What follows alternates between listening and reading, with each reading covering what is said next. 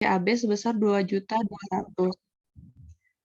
Yang keenam, kesalahan pencatatan pembayaran utang PT Berkat sehingga di jurnal utang usaha pada Bank CAB sebesar 990.000. Selanjutnya, jurnal koreksi atas rekonsiliasi pada Bank Lopo. Yang pertama ini setoran clearing dengan kode 1363990 belum dicatat perusahaan, sehingga perlu di jurnal Bank Lopo pada piutang usaha sebesar 3.750.000. Selanjutnya, pendapatan bunga Bank Lopo belum dicatat oleh perusahaan. Jurnalnya Bank Lopo terhadap pendapatan bunga sebesar 75.226. Yang kesembilan, pembayaran cek dan administrasi Bank Lopo belum dicatat oleh perusahaan, sehingga di jurnal biaya administrasi terhadap Bank Lopo sebesar 23.000. Yang terakhir, tolakan clearing atau cek kosong dengan kode 13134 belum dicatat oleh perusahaan, sehingga di jurnal piutang usaha terhadap Bank Lopo sebesar 3.350.000. Kesimpulannya, berdasarkan hasil pemeriksaan yang telah dilakukan, saldo kas dan setara kas ini masih terdapat kesalahan dalam pencatatan dan kami mengusulkan beberapa jurnal koreksi pada catatan pemeriksaan yang telah disebutkan tadi.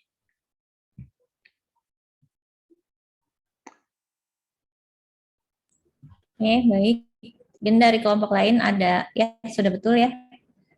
Tapi ya ada antara biaya administrasi untuk atau dia masuk beban, istilahnya ya expense beban atau beban bank atau biaya administrasi, nanti mungkin bisa kalau kita ada laba rugi mungkin bisa disamakan ininya ya, disamakan nama akunnya. Sini ada nggak sih? Nggak apa-apa lah, sementara itu aja dulu ya. Kelompok yang lain, kalau ada pertanyaan mungkin, ada pertanyaan, ada yang beda, mau menanggapi silakan. Izin bertanya, Bu. Iya, silakan. Siapa ya? Iya, Helena. Tapi saya mau tanya yang schedule C31 tadi, Bu. Ya, apa-apa. Minta Ya. tolong Ya, Bu, tadi kan Ibu bilang ya untuk yang poin 13 tadi itu terkait typo PT Hero itu selisih 300 kan, Bu. Nah, ternyata untuk yang saldo awal di buku bank CAB sama rekening koran itu juga selisih 300, Bu. Kalau misalnya itu dimasukkan ke supporting schedule jadinya balance. Cuman bingung juga, Bu, koreksinya itu atas apa? Karena saldo awal itu kan kayak nggak terstate gitu, Bu, di soal. Jadi saldo awal itu perlu dikoreksi atau emang nggak bisa dikoreksi ya, Bu? Terima kasih, Bu. Ya, di halaman berapa ya saldo awal ya? Saya juga nggak ngecek ke saldo awalnya. Bisa dibantu halaman? 100. Iya, apa tadi ya? Bank CAB ya? 128 dan 129, Bu. Iya, Bu. Halaman 128 dan 129. Saldo awal kan 10238. Oh iya, selisih 300 ya. Saldo awal. Oke, ini Desember lagi ya. Sebentar, ini kurang 300, ini lebih 300. Ini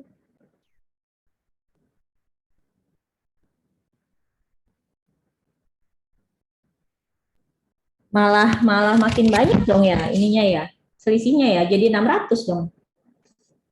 Kan di awal di rekening koran aja di awal itu dia udah 102.386.350. Di buku bank 050, berarti udah beda minus 300 antara rekening koran sama buku bank lebih sedikit. Udah gitu di kredit, oh tapi ini kredit ya, mengurangi ya, pengurangnya kurang. Jadi tetap ujung-ujungnya memang selisih 300 ya? Iya, sepertinya seperti itu, Bu. Jadi pertanyaan pertama tadi kalau saldo awal, ini kan sebenarnya saldo Desember ya sebenarnya ya. Saldo Desember, mungkin untuk asumsi mungkin ketika di akhir Desember itu sebenarnya sudah rekon ya. Mungkin rekonsiliasinya Saya nggak tahu karena kita cuma dikasih 1 bulan, berarti asumsi tiap bulan dia rekon gitu ya. Jadi seharusnya saldo akhir di November itu kan jadi saldo awal 1 Desember dan itu harusnya sudah sama ya harusnya ya. Mungkin harusnya seperti itu. Tadi kalau kita koreksi itu akan menjadi benar ya si ininya. Terlepas dari ini sih seharusnya itu ya kalau dia sudah rekonsiliasi tiap bulan itu saldo awal harusnya tidak ada perbedaan. Kalau tiba-tiba ketemu perbedaan, ya ini kan ini saldo soalnya nggak tahu dari transaksi apa. Artinya harus dirunut dulu ke transaksi di November ya penyebabnya apa gitu. Kok masih bisa ada selisih karena kita kan nggak tahu nih penyebabnya sehingga kita nggak bisa memutuskan koreksinya ini karena apa gitu. Kita mengoreksi tapi koreksinya seperti apa itu kan harus tahu penyebabnya dia beda karena apa gitu ya. Mana yang benar nih jangan-jangan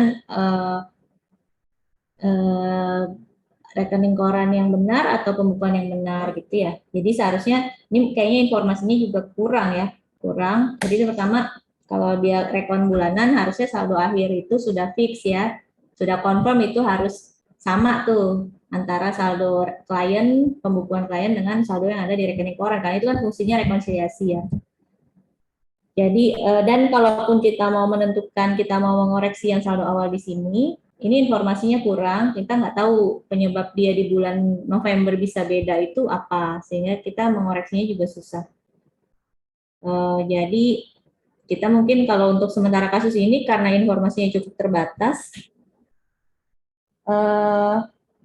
kita mungkin abaikan ya. Tapi makasih ini ketelitiannya Helena yang si saldo awal ini karena kurang ya. Tapi nanti saya coba cek lagi. Kalau informasinya kurang, kita juga sulit untuk mengoreksi.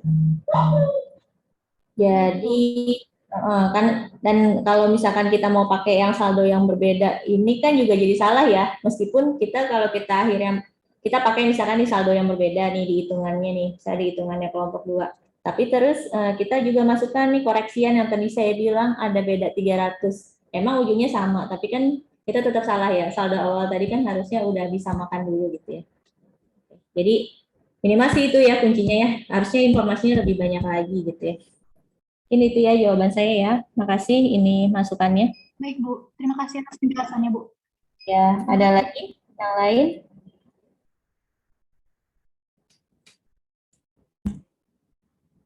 Mungkin kalau tidak ada bisa dilanjut kelompok 2 ya. Sisa ininya, sisa kertas kerjanya.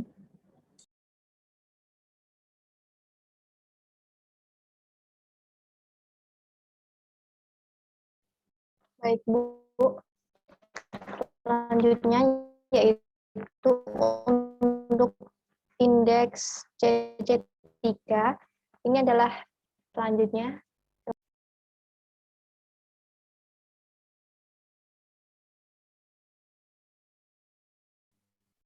Oke, baik. Di sini di indeks CC4 ini contoh dari konversi Bang Opo.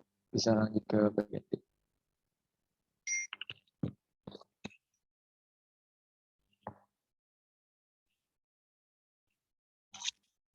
Langsung indeks D. Nah, ya. Oke, di indeks bagian D ini ya. Oke, ini indeks bagian D ini adalah schedule investasi jangka pendek. Nah, untuk yang pertama itu ada deposito berjangka. Itu kalau misalnya kita lihat di halaman 105 buku 1, itu diberikan keterangan bahwa deposito Bank CAB itu dalam rupiah itu ada sebesar 1 M dan dalam USD itu sebesar $30.000. Nah, perkalian 31/12/2018 ini kita mengkonvert dulu yang dolar USD sebesar 30.000 itu Di saya putus-putus ya, Jared. yang di halaman 125 itu dikatakan bahwa kurs dolar yang ditetapkan oleh Bank Indonesia pada tanggal 31. Oke, ini udah terdengar jelas belum?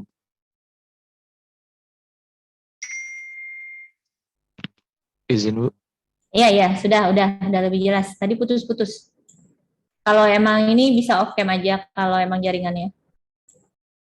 Udah jelas, lanjut.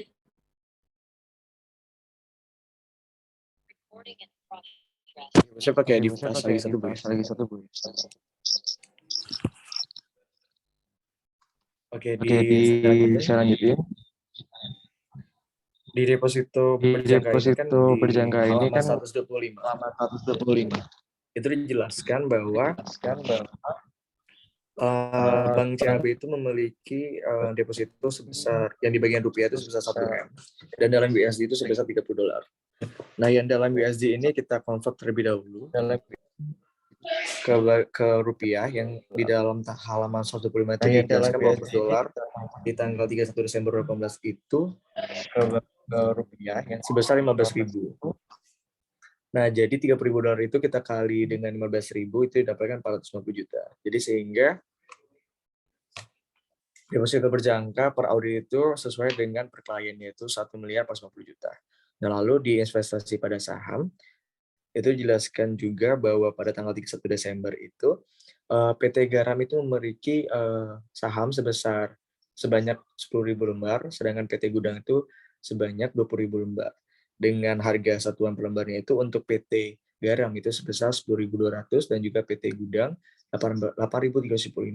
Untuk total PT Garam itu investasi pada sahamnya itu ada 102 juta rupiah dan untuk PT Gudang itu ada 167 juta 500.000. Jika di total itu ada sebanyak 269 juta 500.000. Nah, per klien 31 Desember 2018 itu tercatat 255 juta. Nah, pada saat kita ngitung di audit, itu saldo akhirnya itu terdapat 269 juta 500.000. Sehingga pada pare kita tambahkan di bagian debit sebesar 4 juta 500. Sehingga untuk total investasi jangka pendek itu per audit itu sebesar 1.719 juta 500.000.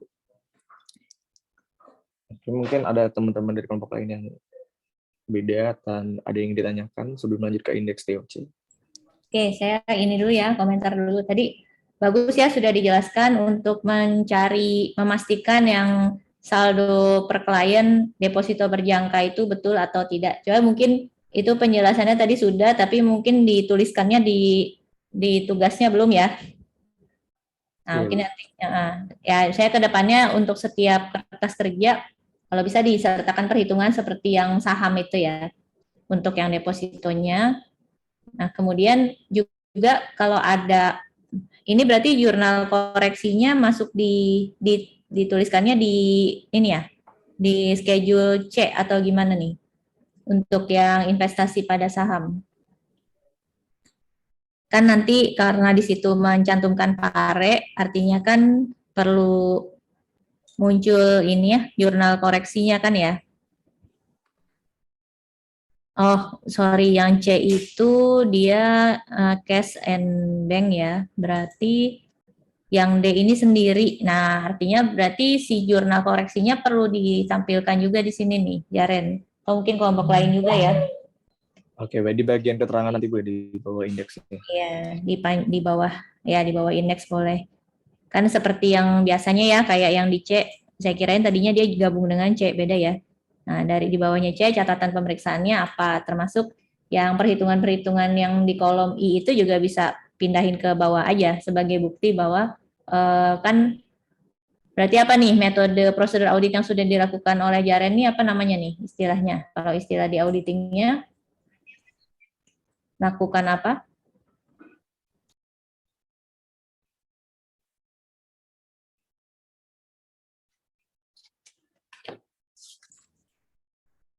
Lakukan apa nih?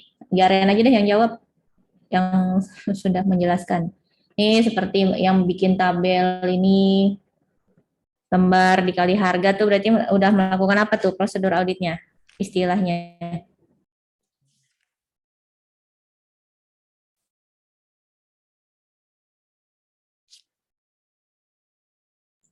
Gimana? Atau yang lain?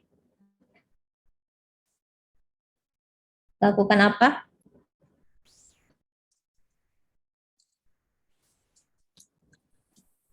Izin, Bu. Ya, Listia. melakukan voting atau rekalkulasi ya, Bu? Ya, kalau voting itu kan hanya menjumlahkan ya. Iya, Bu. Kalau ini kan lebih ke berarti rekalkulasi ya. Iya, Bu. Menghitung kembali, menghitung ulang, termasuk ada satu lagi nih kalau yang buat yang kan tadi ada keterangan harga gitu ya, harga pada akhir tahun itu berapa gitu, dia ada keterangannya. Itu vouching, Bu ya. Kalau vouching kan ngelihat ke dokumen. Yang harga saham adalah sekian.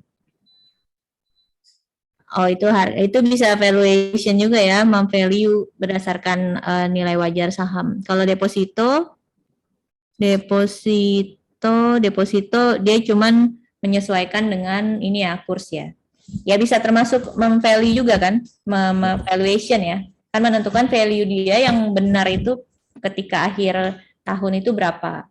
Ketika tahu di sini kan, oh berarti pakai harga pasar misalkan gitu ya. Nilai wajar, mohon maaf. Yang saham pakai nilai wajar. Setelah itu melakukan rekalkulasi seperti itu ya. Oke, nanti bisa ditambahkan di situ. Berarti jurnalnya untuk yang investasi apa nih? Jurnal penyesuaiannya. Berarti untuk jurnal investasinya itu investasi pada saham di debit, habis itu di kreditnya itu ini Bu, return earning Bu, sebesar 4.500.000.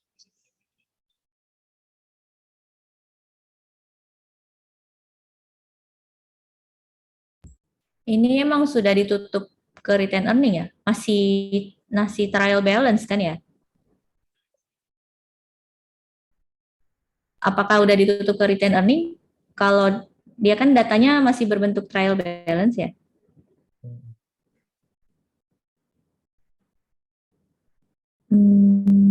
Tapi kalau misalnya jurnal penyelesaian bukan yang langsung ditutup ke return earning Bu ya? Kan udah di akhir Desember juga. Oh, penyesuaian ya? Iya. Oke lah, baiklah. Sementara biar mudah ke return earning dulu ya. Nanti sambil kita cek. Ujung-ujungnya kan memang ke return earning juga gitu ya. Nanti itu harus tercerminkan semua jurnal koreksi PARE ini nanti mulai dari modul 1 itu kan di ini ya, dikumpulkan untuk akun-akun yang sama. Jadi nanti kan trial balance-nya akan kelihatan tuh ya, dari angka yang awal yang dipunyai klien, kemudian koreksian dari auditor apa saja. Boleh digabung, boleh juga dipecah per row-nya. Misalkan untuk kas itu ternyata koreksiannya banyak ya kayak tadi kan, atau bank gitu, bank CAB itu kan koreksi debitnya mungkin nggak cuma satu transaksi, itu ada beberapa.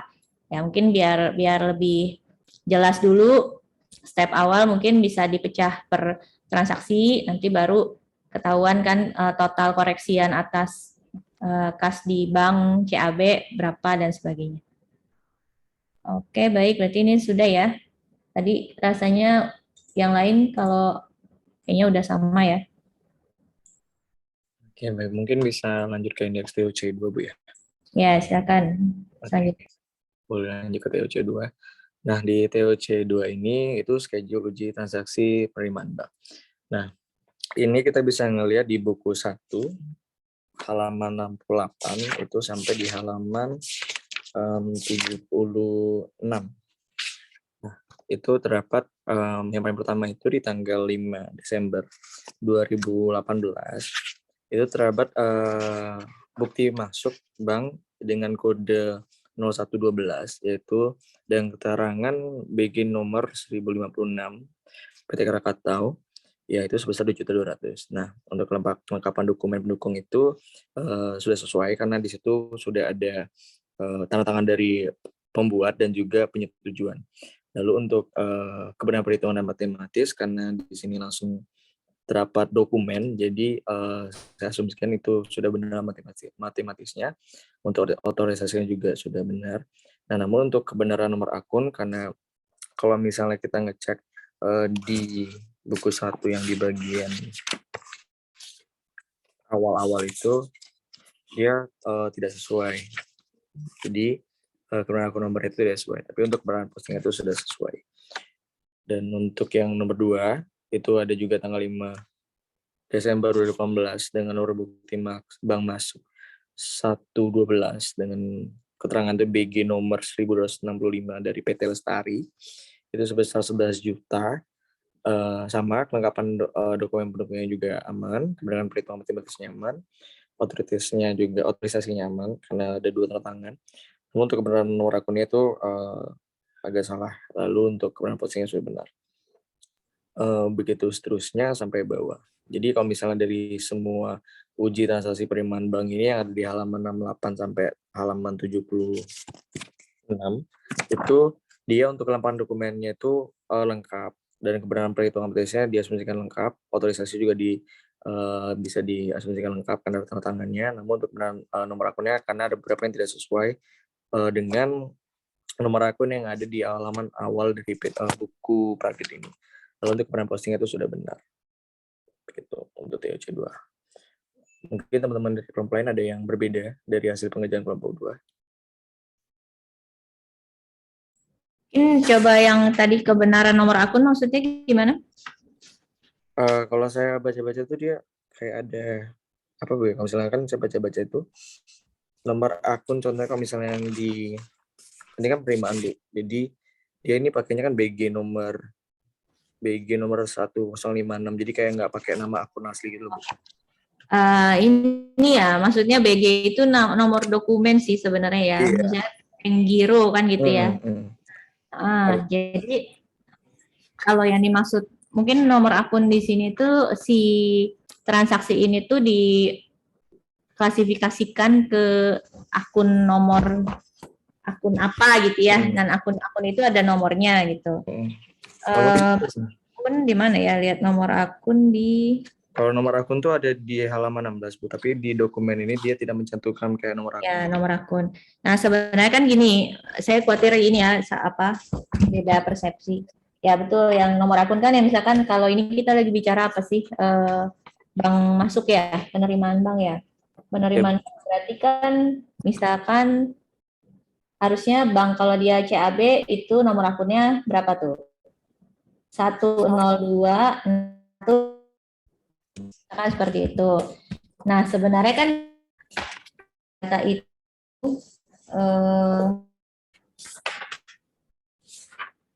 kita datanya perusahaan buku bank ya. Nah, sebenarnya itu harusnya ya biasanya kan kalau di buku besar itu di halaman buku Bank Lopo. Nah, itu sebenarnya itu di bawahnya tuh juga mencantumkan akun dari si Bank Lopo gitu. Jadi harusnya dia ada juga kode akun 1012/02 di halaman 126. Itu sih maksudnya, lebih kepada itu ya. Dan ini memang kurang relevan sih. Sedangkan yang dimaksud Jaren itu tadi yang ada BG dan sebagainya itu kan lebih kepada nomor bukti ya. Yang BG itu di mana sih? Lihatnya di ini kan halaman 68. Di buku 1. Iya, di buku 1. Kok 68 sih? Udah bukannya halaman 100-an ya? Ini untuk bukti bank masuknya. Kalau untuk bukti bank keluarnya di halaman 100. Oh, ke dokumen yang awal lagi ya? Iya. 768. Bukti bank masuk. Oke, nah iya maksudnya yang disebutkan sebagai BG, kemudian mungkin itu lebih kepada nomor bukti, memang bukan nomor akun ya. Ya. Ya, jadi sebenarnya sih kalau secara yang penting kalau ini emang kurang tergambar, tapi sebenarnya kan kayak dia sudah ngasih buku bank ini kan buku besar lah ya, buku besar bank. Itu sebenarnya kalau di perusahaan itu nanti di bawahnya judul nama buku besarnya itu ada dikasih kode akunnya. Ini di sini memang tidak eksplisit ya, tidak tercantum. Jadi harusnya misalnya buku bank CAB nih yang halaman 128 itu adalah nomor akunnya 102/02 gitu ya. Sedangkan yang disampaikan di BG, kemudian mungkin selain BG ada apa sih? BBM itu kan nomor bukti gitu, bukan kode akun. Jadi memang ini sebenarnya kebenaran nomor akun nggak, kalau menurut saya sih tidak terlalu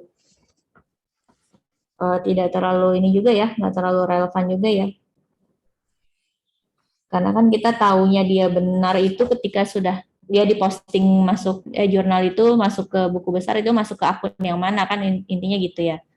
Si setoran uang masuk ini nih si BG 1056 itu nomor buktinya, bank gironya. Nah, ini tuh masuk di akun yang mana kan gitu kan. Benar nggak dia masuk ke akun, misalkan dia nih masuknya ke bank CAB, masuknya ke akun nomor akun 102/02. Itu aja sih sebenarnya. Ya nggak apa-apa, ini kan ini ya apa namanya memang belum terlalu dibahas nih masalah akun sama nomor bukti. Tapi kurang lebih seperti itu ya. Oke, baik Bu. Mungkin lanjut ke TOC 4 Bu. Masalahkan ini masalah akun. Oke, silakan lanjut. Kurang lebih sama ya seperti yang tadi ya. Iya Bu.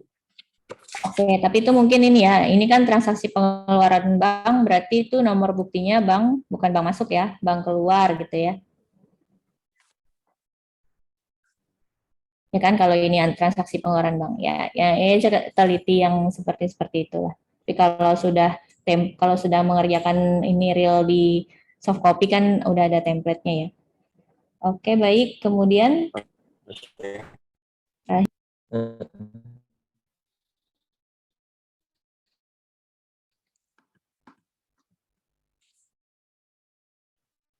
Baik, selanjutnya indeks A2.1.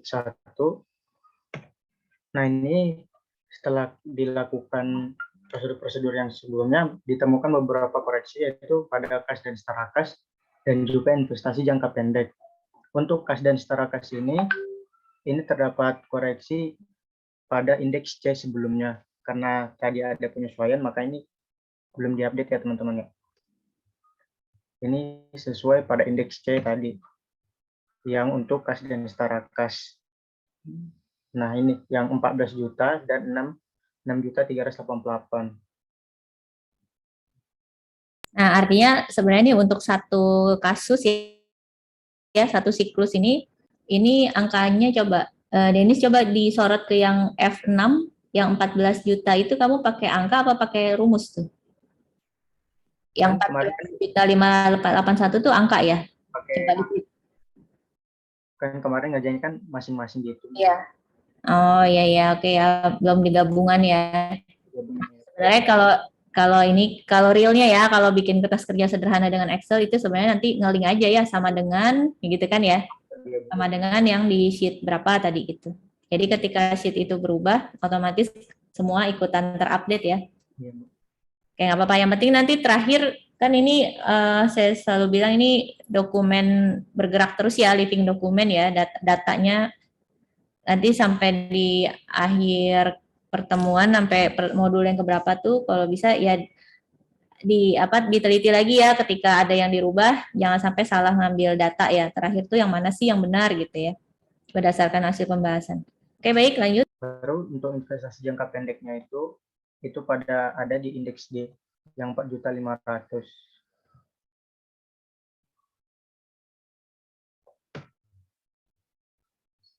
Mungkin itu A2.1 dari kelompok kami. Nah, untuk A2.2-nya dari kelompok kami ini tidak menemukan adanya koreksi. Nah, untuk A2.1 dan A2.2 mungkin teman-teman ada perbedaan bisa di-sharing.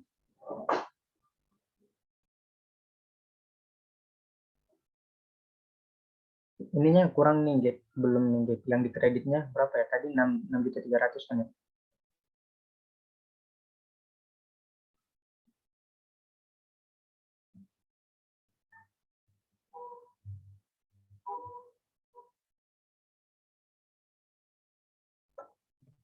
Oke.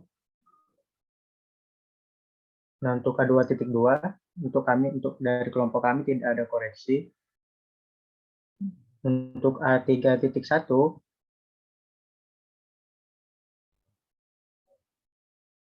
ini maksudnya karena fokusnya pada tapi sebenarnya kan tadi ada jurnal-jurnal koreksi untuk piutang gitu ya. Ya kan di schedule C itu tadi kan banyak piutang lain-lain, kemudian apa piutang usaha gitu ya, pendapatan bunga. Nah, ini harusnya dari yang schedule utama yang C tadi juga bisa C dan D lah ya. C dan D itu D kan tadi juga ada tuh masalah investasi pada saham, pada tadi katanya pada return earning misalkan. Nah, itu kan juga harusnya nanti bisa tercermin di A21 A22 ini ya. Iya. Tapi saya ngambilnya kemarin cuma dari total ini doang sih, Bu. Jadi cuma dapatnya koreksinya di situ aja. Iya, ya. Maksud saya ini kan kalau yang coba A21 A22 itu kan mengulang lagi, kan ini selalu ada ya di tiap modul kan harus diupdate gitu kan. Nah, artinya apalagi ketika di dalam pengerjaan modul kas ini tidak hanya kas, kan tadi di C ada koreksi juga untuk misalkan pendapatan bunga, tadi beban bank atau biaya, kalau beban sih nggak masuk di sini ya. Yang terkait dengan ini, nah ini neraca ya, neraca tadi apa tuh? Piutang ya, piutang usaha tuh yang paling ada setoran-setoran yang ternyata belum padahal udah masuk di bank tapi belum dicatat kan tadi bank pada piutang usaha tuh ya contohnya. Intinya menyamakan aja apa yang ada di schedule C, karena ini kan seperti resume keseluruhan ya, yang untuk setiap modul harus diupdate. Ini diupdate terus ke A21 A22 ini ya. Seperti itu ya. Untuk yang berikutnya ya, maksudnya. Tapi ini kan akan jalan terus nih si schedule A21 A22 ya. Jangan lupa yang dulu-dulu juga diupdate ke sini seperti itu. Baik, Bu. Oke, mungkin lanjut yang A31 A32 ya terakhir. Itu apa tuh? Ya. Untuk A3.1 ini, Bu, untuk di modul ini tidak ada koreksi, jadi ini masih menyesuaikan sama modul yang sebelumnya, Bu. Oh ya, berarti tinggal di ini aja ya, diupdate ya. Tadi ada pendapatan bunga katanya kan dari Bank CAB dan sebagainya. Ada beban usaha, mungkin tadi biaya administrasi atau beban bank masuk ke situ kali kalau nggak mau ada nambah nama akun baru gitu ya. Oke, yang 32 apa? A32. A32 ini juga belum ada yang A3.2 itu. Ini juga masih sama-sama yang modul sebelumnya sih, Bu. Belum ada perubahan di modul ini. Oh ya, ini karena lebih kepada laba ya. Laba, oke. Ya, baik. Intinya ini belum terupdate ya dari yang C1 ya. Dari yang schedule C. Ya, baik, makasih Denis. Mungkin ini karena waktunya sudah 5 menit lagi, tinggal 5 menit lagi, jadi karena banyak ya memang yang AKAS ini, untuk yang kasus yang akan datang itu ada di modul 7 ya. Modul 7 perolehan dan pembayaran aset tetap. Jadi silakan nanti ya di off di luar kelas aja ya, dikompromikan karena waktunya udah nggak ada. Kalau ada pertanyaan, nanti ada beberapa, mungkin ada clue-clue juga, nanti bisa saya share di WhatsApp grup ya. Dan kalau ada pertanyaan juga terkait dengan soalnya, yang untuk modul 7 nanti bisa ditanyakan di WA grup aja ya. Ataupun yang tentang hari ini, misalkan tiba-tiba ada yang baru ketemu, ada pertanyaan yang sekarang belum kepikiran gitu, ternyata masih kok jadi bingung lagi gitu ya, silakan bisa ditanyakan di chat aja. Mungkin itu aja ya, karena kan kalian juga belum istirahat nih, mau lanjut ada kelas lagi ya. Mungkin kita akhiri saja untuk PJJ siang hari ini. Kemudian apa yang kita bahas tadi bisa diingat ya, minimal membantu prosedur-prosedur tadi sih sebenarnya yang di awal dibacakan sama siapa ya, sama Ica ya, atau tadi siapa tuh, sebenarnya itu sangat, kalau kita sering memerhatikan gitu, nanti ketika ada pertanyaan-pertanyaan terkait teori atau prosedur itu bisa Mudah-mudahan ya kalian bisa menjawab ya, karena kan mungkin agak males mengulang-ulang lagi kalau baca teorinya seperti itu. Ini aja ya dari saya ya, mohon maaf kalau ada kesalahan. Mudah-mudahan sehat-sehat terus. Selamat kuliah lagi atau ya isoma dulu ya. Oke, selamat siang.